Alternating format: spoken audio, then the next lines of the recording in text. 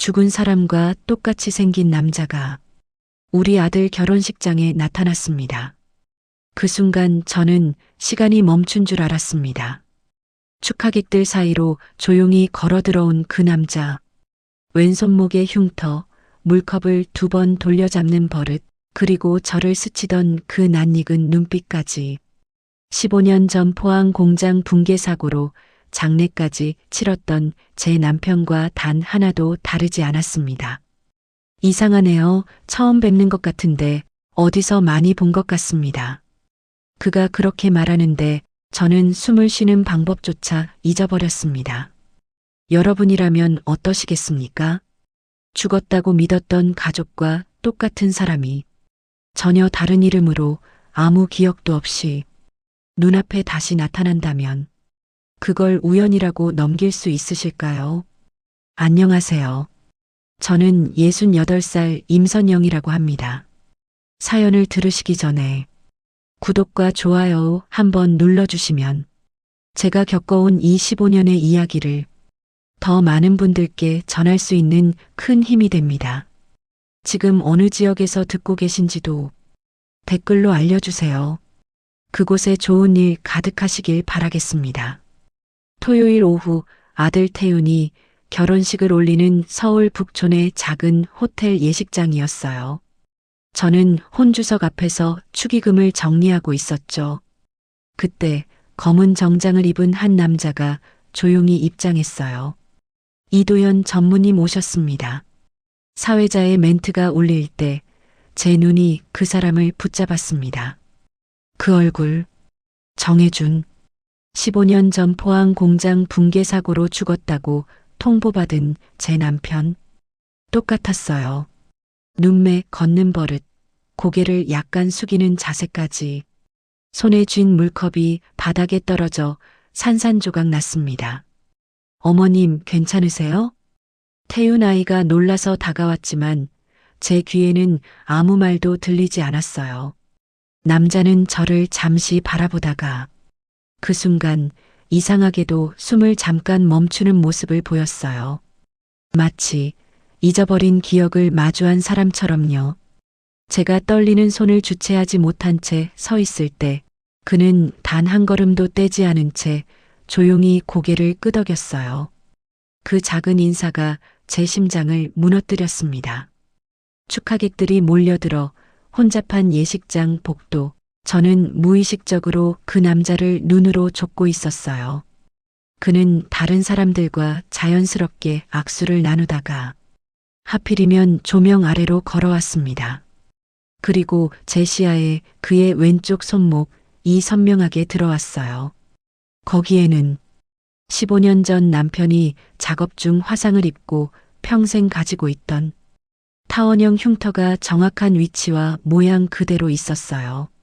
제가 그 흉터를 보는 순간 다리가 휘청하며 흔들렸습니다. 아, 아니야. 세상에 이런 우연이 있어? 하지만 그 남자가 제 쪽을 살며시 보자 눈빛이 아주 잠깐 흔들렸어요. 정확히 정해준 씨가 무슨 생각을 할 때마다 나타나던 그 습관적인 떨림. 그 사람은 금세 시선을 돌렸지만 저는 숨을 쉴 방법조차 잊은 채 그 자리에 박혀 있었습니다. 축사가 시작되기 전 그 남자는 제 앞을 지나며 조용히 말했어요. 죄송합니다. 혹시 예전에 어디서 뵌 적이 있을까요? 그 목소리, 낮게 깔리면서도 말끝을 살짝 올리는 버릇까지 너무나 똑같았죠. 저는 떨리는 마음으로 대답했어요. 아니요, 아닐 거예요. 하지만 제 말투를 듣자 그는 굳어버렸습니다.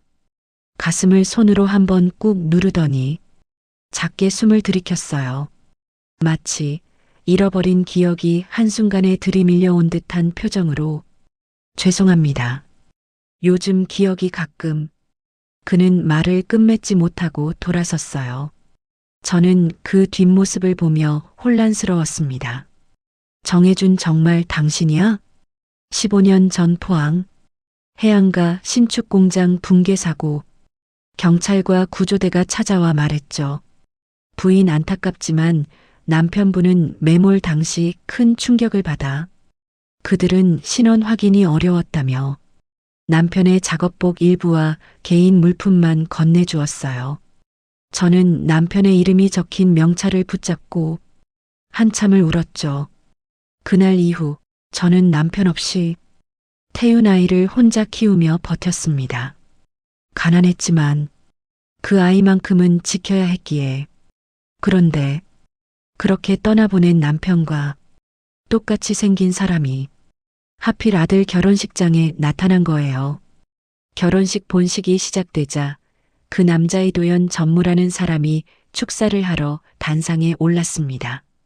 그는 물을 한 모금 마시고 컵을 내려놓으려다 잠시 멈추더니 물컵을 3번에 나누어 마셨습니다.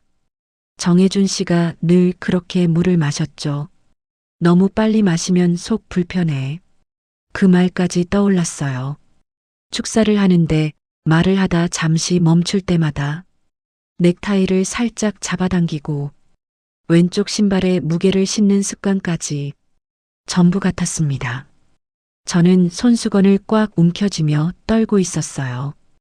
행사가 끝난 뒤 저는 결국 그 사람 앞을 지나치지 못했습니다. 전무님, 혹시 몸이 안 좋으신가요? 제가 조심스럽게 묻자 그는 놀란 듯 저를 바라봤어요.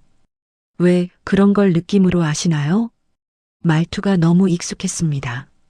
그리고 그는 이마를 누르며 말했어요. 요즘 이유 모를 두통이 자주 와요. 낯선 곳인데도 익숙하게 느껴지고. 그는 다시 제 얼굴을 보았고 말없이 고개를 숙였습니다. 마치 죄를 지은 사람처럼. 아들 태윤이 다가와 어머니, 이분은 저희 회사 대표님이세요. 최 회장님 사업 파트너시거든요. 라고 설명했습니다. 그 순간 피가 식었습니다. 포항 공장 붕괴 사고, 그 공장을 지은 곳이 바로 최 회장 소유의 건설회사였어요.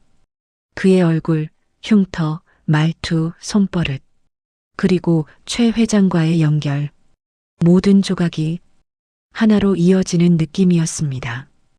축하연 중 그는 갑자기 잔을 놓고 관중들 사이를 비집고 나가더니 벽에 한 손을 짚은 채 숨을 몰아쉬었어요. 죄송합니다. 머리가 너무. 그는 고통스러운 표정으로 머리를 감싸며 저에게 작은 속삭임을 했어요. 이상합니다. 왜 당신 목소리를 들으면 가슴이 이렇게 아프죠? 저는 말을 잃고 입술만 덜덜 떨었어요. 뒤늦게 상황을 본 태윤이 전무님 괜찮으세요? 라며 달려왔고 도연은 억지 미소로 괜찮다고 했지만 얼굴은 창백했어요. 태윤은 저에게 속삭였어요. 어머니, 저 전무님 어디서 본 것 같은 느낌인데요? 그 말이 제 심장을 갈라놨습니다. 태윤에게는 기억이 희미하겠지만 아버지의 흔적을 본능적으로 느낀 거겠죠. 피로연이 한창일 때였어요. 이도현 전무는 VIP룸 쪽으로 들어가고 있었고 저는 멀리서 그 뒷모습만 멍하니 보고 있었어요. 그때였죠. 갑자기 제 안에서 뭔가 치밀어 올랐습니다. 오늘 이 사람을 그냥 보내면 난 아마 평생 후회하겠구나. 저는 한복 치맛자락을 움켜쥐고 용기를 내서 VIP룸 문 앞까지 갔어요. 어머니, 여기 계셨어요? 태윤 아이 친구가 저를 보고 인사했지만 제 입에서는 다른 말이 먼저 튀어나왔습니다. 저기 전무님 잠깐만 시간 좀 내주실 수 있을까요? 제가 문을 열고 조심스럽게 말하자 이도현 전무가 놀란 얼굴로 고개를 들었어요. 아, 네, 사모님. 무슨 일이시죠? 그의 눈빛에는 알 수 없는 경계심과 동시에 어딘가 모를 친숙함이 섞여 있었어요. 오늘 말고요. 제가 심호흡을 하고 말을 이었습니다. 결혼식 끝나고 조용한 데서 저랑 차 한 잔만 해주실 수 있을까요? 순간 공기가 살짝 얼어붙는 느낌이었어요. 최 회장이 우리 둘을 번갈아 보더니 의미심장한 표정으로 웃었습니다. 도연 씨, 내 사돈 어른께서 부탁하시는데 시간 한번 내야지? 그 사람은 잠시 망설이다가 천천히 고개를 끄덕였어요. 네, 내일 오후 정도라면 괜찮습니다. 그 대답 하나에 제 심장이 터질 듯 뛰었습니다. 다음 날 오후 저는 약속 시간보다 30분 먼저 도심의 작은 호텔 카페에 도착했어요. 손에는 집에서 끓여온 옛날식 보리차가 든 보온병을 들고 있었죠. 15년 동안 혜준 씨가 가장 좋아하던 맛이었어요. 테이블 위에 보온병을 올려놓고 몇 번이고 위치를 바꿨습니다. 손이 너무 떨려서 컵 하나 제대로 놔두는 것조차 쉽지 않았어요. 사모님? 낯익은 음성이 들려 뒤를 돌아보니 그가 서 있었어요. 깔끔한 셔츠에 차분한 재킷, 평소처럼 정리된 머리처럼 보이는데 얼굴은 어제보다 더 수척해 보였습니다. 와주셔서 감사합니다. 제가 조심스럽게 인사하자 그는 맞은편에 앉으며 웃었어요. 오히려 제가 감사해야죠. 어제 민망한 모습을 보여드린 것 같아서요. 종업원이 커피를 내려놓고 떠나가자 저는 보온병을 조심스럽게 열었습니다. 이건 제가 준비한 거예요.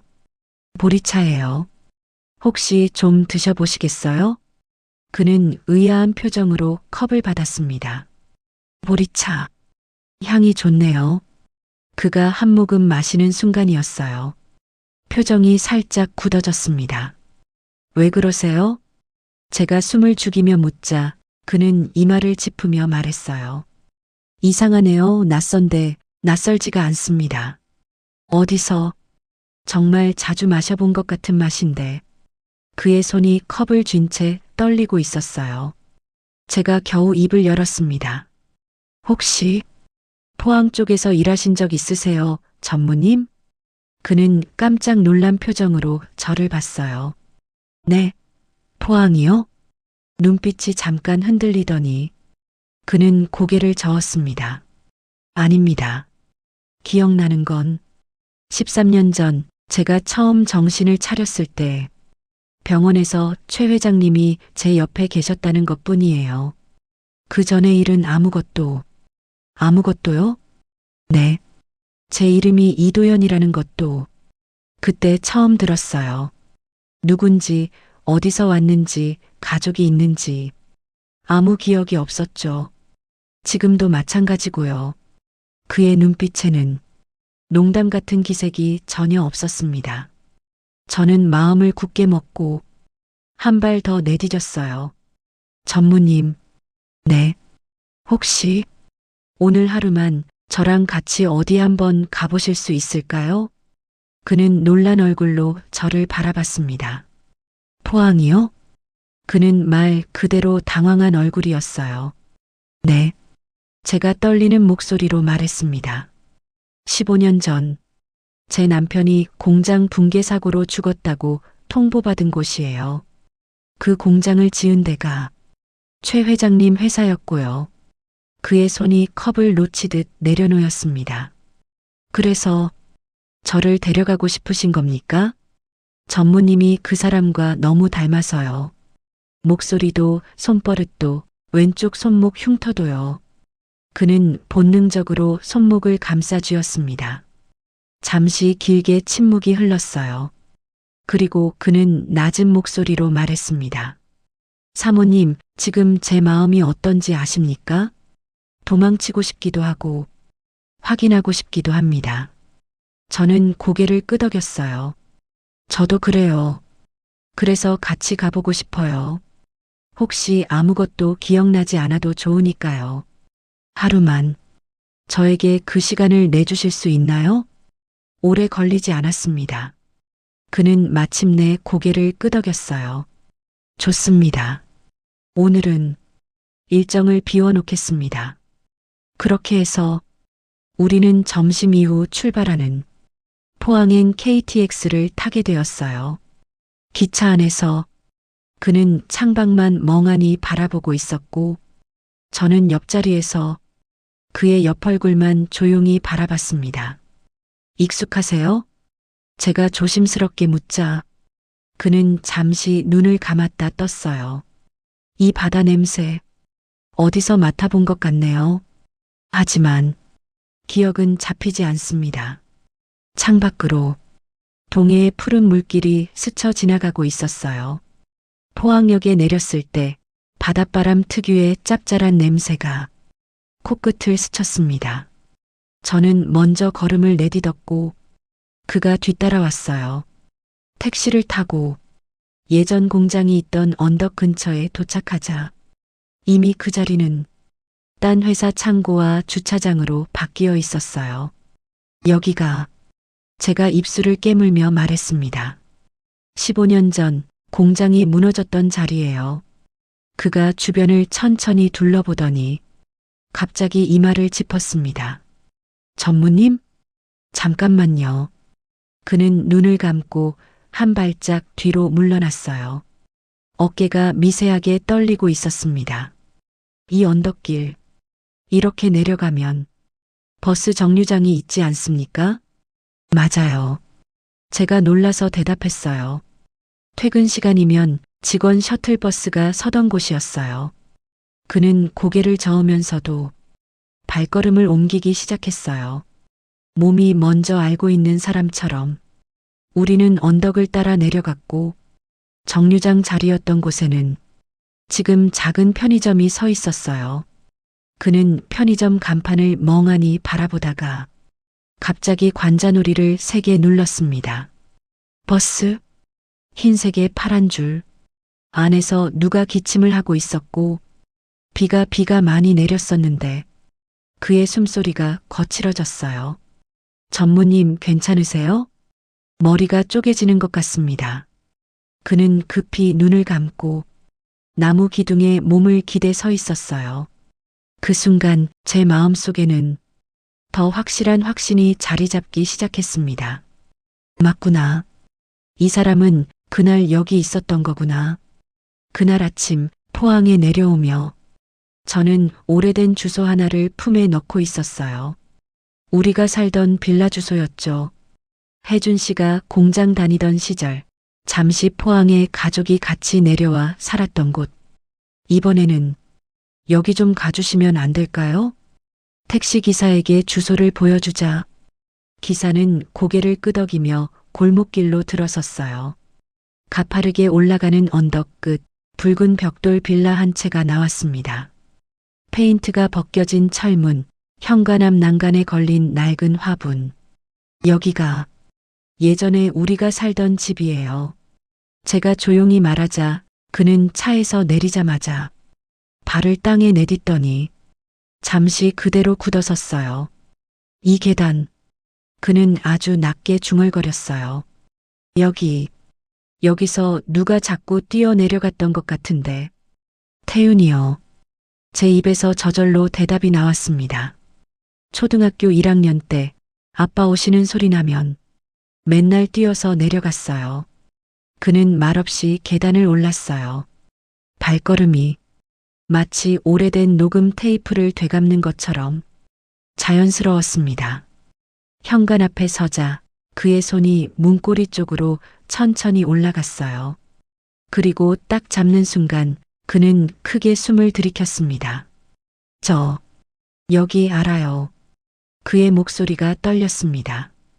이 빌라에는 지금 다른 사람이 살고 있었지만 미리 양해를 구해 잠깐만 안에 들어가 볼 수 있었습니다. 작은 거실, 좁은 주방, 안방 하나, 작은 방 하나. 구조는 많이 바뀌었지만 벽의 위치, 창의 방향, 햇살이 들어오는 각도는 그대로였어요. 여기 TV가 있었죠. 그가 빈 벽을 가리켰습니다. 정확했어요. 네, 맞아요. 중고로 사온 브라운관 TV요. 그는 주방 쪽으로 걸어가더니 싱크대 앞에서 멈춰 섰어요. 여기서 누가 늘 김치를 씻고 있었는데 제 눈가가 뜨겁게 달아올랐습니다. 저예요. 제가 힘겹게 웃었습니다. 당신 퇴근하시는 시간 맞춰서 김치찌개 끓이려고 늘 여기 서 있었어요. 그는 말없이 싱크대 가장자리를 손가락으로 쓸어내렸습니다. 마치 그때의 물기와 김치 냄새를 손끝으로 더듬는 사람처럼. 죄송합니다. 이제 나가주셔야 할 것 같아요. 집주인이 조심스럽게 말하자 우리는 인사를 하고 집을 나왔어요. 복도에 나와 문이 닫히는 순간 그는 벽에 손을 짚고 크게 숨을 들이켰습니다. 사모님, 네, 저 무서워졌습니다. 그 말이 너무 아프게 들렸어요. 포항역 근처 옛날부터 있던 국밥집이 하나 있습니다. 공장 사람들도 자주 가던 곳이라 저에게도 익숙한 곳이었어요. 여기 예전에 당신이 제일 좋아하던 집이에요. 그를 데리고 들어가 구석 자리에 앉았습니다. 국밥 2그릇이 나오자 그는 한참을 멍하니 보고 있더니 젓가락을 들었습니다. 그 다음 순간 제가 숨을 멈췄어요. 그는 아무 생각 없는 표정으로 고춧가루 양념통을 들고 국밥에 딱 3번 툭, 툭, 툭 떨어뜨렸습니다. 그리고 깍두기 국물을 2번 떠서 국물에 부었죠. 정확히 혜준 씨가 늘 하던 방식 그대로였어요. 전무님, 제가 떨리는 목소리로 불렀습니다. 이렇게 드시는 거 원래 습관이세요? 그는 의아한 얼굴을 했어요. 모르겠습니다. 그냥 이래야 맛있을 것 같아서요. 그 말을 듣는 순간 제 눈물이 국밥 위로 한 방울 떨어졌습니다. 그는 놀라서 손을 멈췄어요. 사모님 왜 우세요? 죄송해요. 뜨거운 거 먹으니까 눈물이 나네요. 거짓말이었지만 거짓말이 아니기도 했습니다. 뜨거운 인생을 버티고 나니까 이제서야 눈물이 나는 것 같았거든요. 식사를 마친 뒤 우리는 근처에 있는 작은 놀이터로 갔습니다. 혜준 씨와 제가 태윤이를 데리고 자주 가던 곳이었어요. 낡은 그네, 녹슨 미끄럼틀, 한쪽으로 기운 철봉. 여기 태윤이가 맨날 놀던 곳이에요. 그네가 바람에 조금씩 흔들렸습니다. 삐걱거리는 소리가 묘하게 귀를 울렸어요. 그는 그네 앞에 서서 한동안 말없이 서 있더니 갑자기 머리를 감싸쥐었습니다. 아이 웃음, 그네 하늘. 누가 웃고 있는데 그의 얼굴이 일그러졌어요. 저는 가방을 열고 오랫동안 꺼내지 못했던 사진 한 장을 조심스럽게 꺼냈습니다. 투명 비닐에 끼워둔 사진. 포항 빌라 앞에서 혜준 씨와 제가 태윤이를 가운데 두고 찍었던 사진이었어요. 전무님, 네, 이거 한번 봐주시겠어요? 그는 떨리는 손으로 사진을 받아들었습니다. 그리고 그 순간 그의 눈이 커다랗게 흔들렸어요. 사진 속 남자의 얼굴, 지금 그의 얼굴과 일치하고 있었거든요. 이 사람, 그가 낮게 물었습니다. 이 사람이 접니까? 제가 고개를 끄덕였어요. 네, 정혜준 씨예요. 제 남편이었고 정태윤 아이 아버지였어요. 정혜준. 그는 그 이름을 몇 번이고 입술로 굴리듯 되뇌었습니다. 그리고 제가 말을 이었습니다. 15년 전 포항 신축 공장 붕괴 사고가 났을 때 당신이 거기 계셨죠. 그때 구조됐지만 기억을 잃으셨고 최 회장님이 새 이름을 만들어 주셨대요. 제 새 이름이 이도현. 그는 사진과 자신의 손을 번갈아 보며 입술을 떨었습니다. 사모님, 죄송한데 조금만 혼자 있을 수 있을까요? 그가 의자에서 천천히 일어나 놀이터를 벗어나려는 뒷모습은 어디로도 기댈 곳 없는 사람 같았습니다. 전무님, 제가 급히 불렀어요.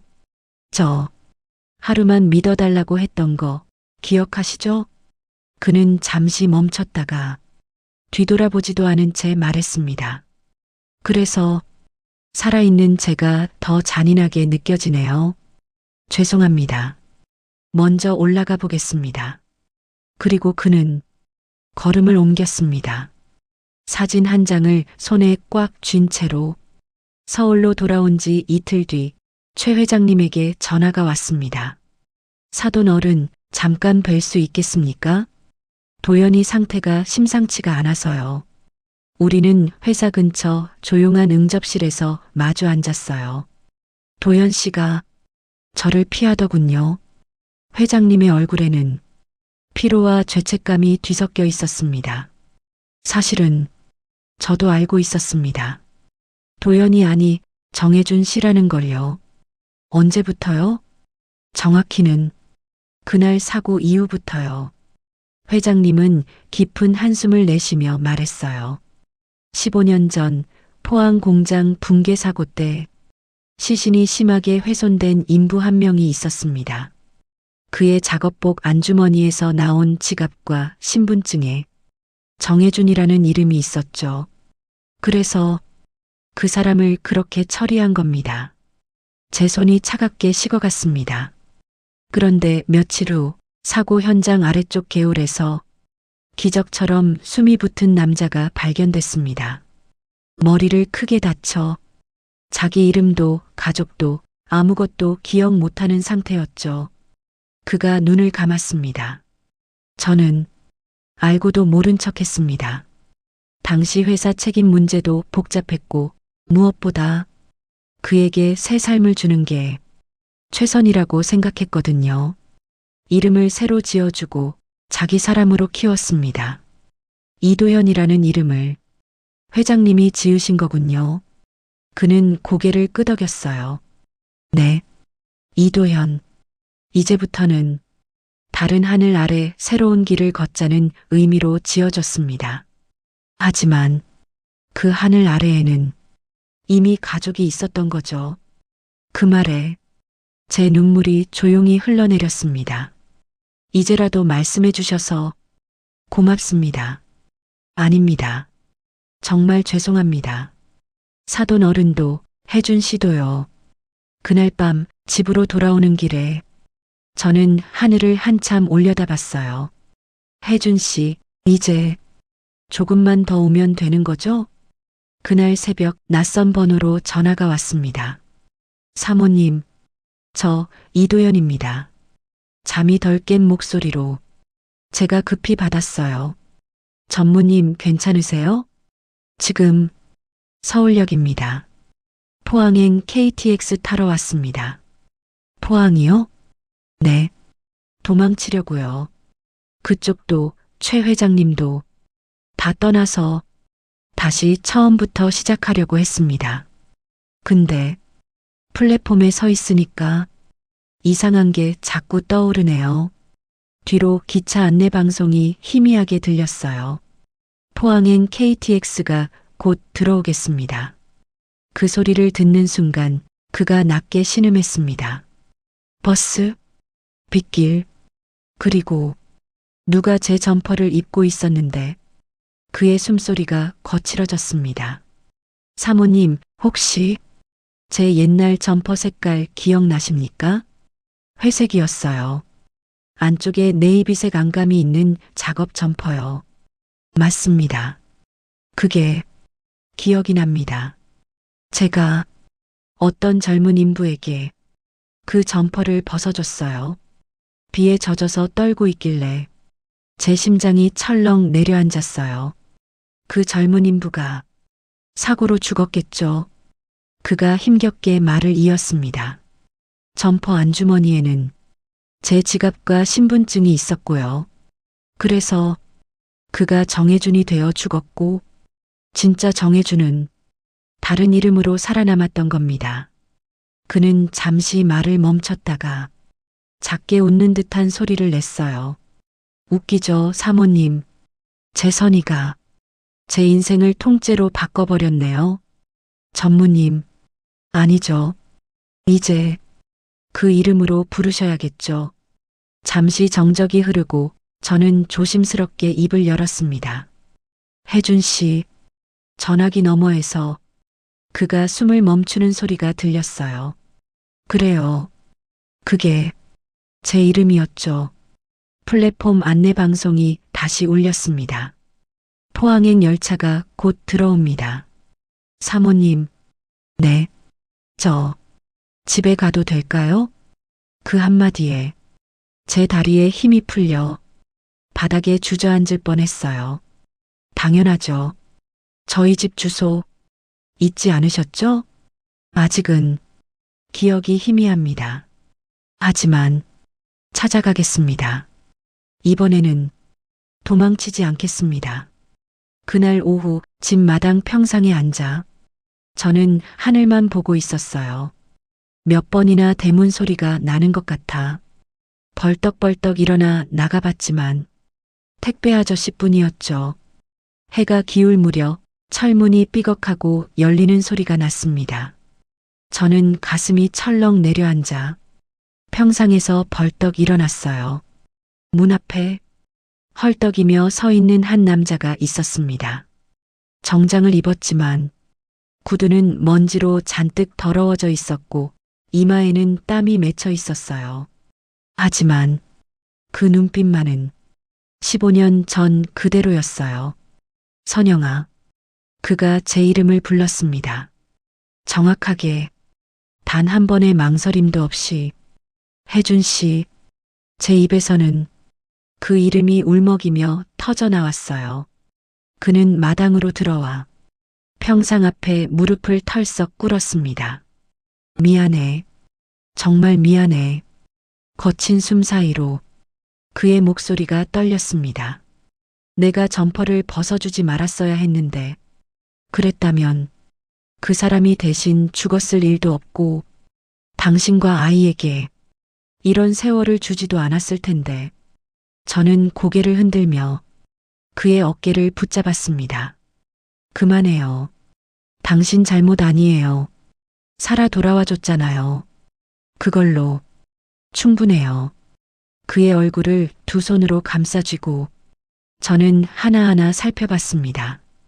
이마주름, 눈가의 잔주름, 코 옆 작은 점까지 늙었지. 그가 쓸쓸하게 웃었습니다. 아니요. 제가 고개를 저었어요. 살아있어서 고마워요. 그게 다예요. 정말이에요. 우리는 한참 동안 마당 한가운데 서서 서로를 껴안고 울었습니다. 15년치 눈물이 한 번에 쏟아져 나오는 것 같았어요. 며칠 뒤 신혼여행에서 돌아온 태윤이가 현관문을 열고 들어오는 순간이었습니다. 어머니, 다녀왔음님. 거실에 앉아있던 그 사람. 아니, 정혜준 씨를 보는 순간 태윤이 손에서 여행 가방이 떨어졌습니다. 아버지, 그 한마디에 거실 공기가 멈췄어요. 태윤아, 혜준 씨가 떨리는 목소리로 아들의 이름을 불렀습니다. 아버지가 너한테 너무 늦게 왔다. 태윤은 잠시 숨을 쉬는 것도 잊은 듯 서 있다가 갑자기 달려와 그를 끌어안았습니다. 어디 갔다 이제 오셨어요? 나 꿈에서도 아버지 다시 한 번만 보면 좋겠다고. 그날 우리 집 작은 거실에서는 세 사람이 부둥켜 안고 한참을 울었습니다. 1년 뒤 봄 우리는 네 사람이 사진관에 갔어요. 가족 사진을 찍자는 태윤 아이 제안 때문이었죠. 자, 준비되셨죠? 사진사가 외쳤습니다.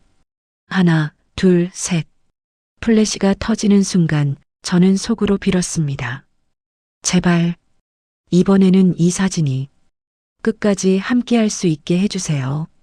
사진관을 나오는데 혜준 씨가 제 손을 꼭 잡았습니다. 선영아, 응, 가끔은 이 모든 게 꿈 같아. 버스 사고도, 공장 붕괴도, 기억 잃고 새로운 이름으로 살았던 것도 다 지워졌으면 좋겠으면서도 이 길을 돌아서야 내가 다시 이 자리에 왔다는 생각도 들어. 저는 웃으며 대답했어요. 당신이 어떤 이름으로 살았든 나한텐 늘 정혜준이었어요. 그리고 태윤이 아버지였고요. 그는 제 손을 한 번 더 꼭 쥐었습니다. 고마워. 15년을 기다려줘서 나도 고마워요. 15년을 포기하지 않고 살아있어줘서 봄바람이 따뜻하게 불어왔습니다. 주름진 손등 위로 햇살이 부드럽게 내려앉았죠. 생각해보면 사라진 건 기억이었지, 사라지지 않은 건 사랑이었습니다. 남편이 누구인지 잊어버린 15년 동안도 저는 매일 그 이름을 마음속으로 불렀거든요. 나이 들어 깨달은 건 하나였습니다. 사람을 붙잡는 건 종이 위에 적힌 이름이 아니라 같이 버텨온 시간이라는 것, 그리고 그 시간을 끝까지 기다려줄 수 있는 사람이 진짜 가족이라는 것. 그래서 저는 오늘도 조용히 기도합니다. 이 이야기를 듣고 계신 어딘가의 누군가에게도 늦게라도 돌아오는 사람, 늦게라도 풀리는 오해, 늦게라도 마주잡게 되는 손이 꼭 한 번은 찾아가기려. 여기까지가 저 임선영이 15년 만에 남편을 다시 만나게 된 이야기입니다.